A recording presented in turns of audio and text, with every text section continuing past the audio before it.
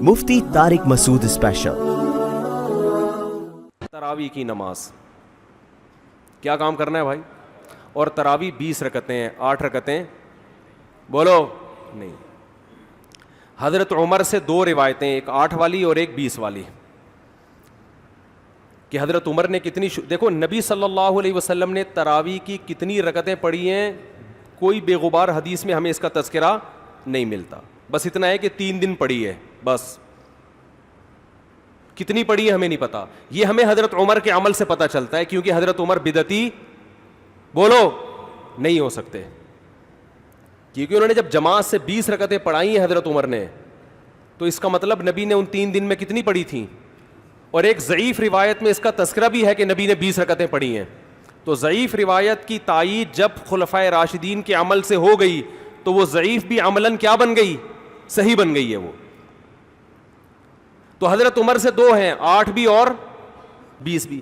8 والی پر امت نے کسی امت نے عمل ہی نہیں کیا، کیونکہ وہ بالاتفاق مضطرب ہونے کی وجہ سے ضعیف ہے، سند کی وجہ سے نہیں بلکہ مضطرب، کیونکہ جو راوی حضرت عمر سے 8 بیان کر رہا ہے وہی کتنی بھی بیان کر رہا ہے؟ 20 بیان کر رہا ہے۔ اور جب ہم صحابہ کے دور میں دیکھتے ہیں تو ہمیں سب جگہ 20 نظر آ رہی ہیں، 8 کہیں بھی نظر نہیں آ رہی۔ تو یہ کیسے ممکن ہے کہ حضرت عمر نے 8 شروع کی ہوں اور کوفہ، بصرہ، دمشق، شام، مصر سب جگہ 20 ہو رہی ہوں؟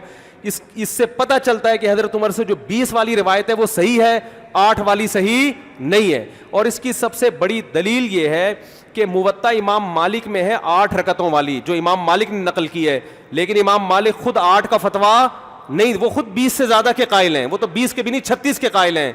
تو یہ کیسے ممکن ہے کہ کتاب کا مؤلف 8 والی ذکر کر رہا ہو مگر خود اس روایت کو وہ اس پر عمل نہ کر رہا ہو؟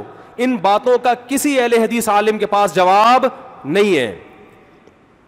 ترمذی میں ایک روایت پیش کی جاتی ہے امام احمد بن حنبل سے، یہ روایت ہے کہ اس میں کوئی مخصوص عدد ثابت نہیں ہے، جتنی چاہے پڑھ لو، لیکن امام احمد کی جو اپنی اصل کتابیں ہیں فقہ کی، اس میں امام احمد کے شاگرد جو امام احمد سے ذکر کرتے ہیں وہ ذکر کرتے ہیں امام احمد بن حنبل کے نزدیک بھی 20 رکعتیں مختار ہیں۔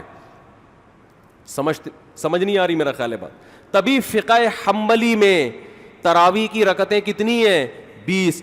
اور امام ابو حنیفہ کے نزدیک بھی۔ لوگ پتہ ہے مجھ سے کیا کہتے ہیں؟ لوگ جو ہے نا کہتے ہیں کہ یار آپ ان حدیثوں کا انکار کر رہے ہو جس میں 8 آتا ہے۔ 8 والی جو بخاری کی حدیث ہے نا اس کا تراویح سے کوئی تعلق نہیں ہے۔ بخاری میں آتا ہے نبی رمضان اور غیر رمضان میں 8 پڑھتے تھے، اس کا تراویح سے کوئی تعلق، وہ تو غیر رمضان میں بھی تھی۔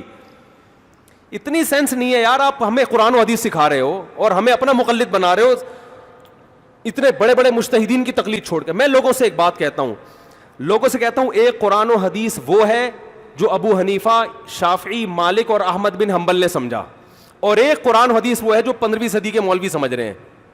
کس کی فہم زیادہ صحیح ہوگی؟ بولو بھائی۔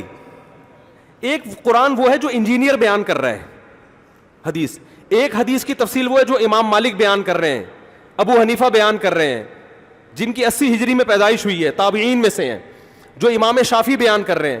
تم امام شافعی کو چھوڑ رہے ہو، تم امام ابو حنیفہ کو چھوڑ رہے ہو، تم امام مالک کو چھوڑ رہے ہو، تم احمد بن حنبل جیسے محدث اور فقیہ جو امام بخاری کے استاذوں میں ہیں ان کو چھوڑ کر فالو کس کو کر رہے ہو؟ انجینئر کو۔ اور تم کہہ رہے ہو ہم صرف قرآن و حدیث کو مانتے ہیں، ہم کسی اور چیز کو نہیں مانتے۔ تم قرآن و حدیث کو نہیں مانتے میرے بھائی، تم مقلد ہو، اندھے مقلد ہو۔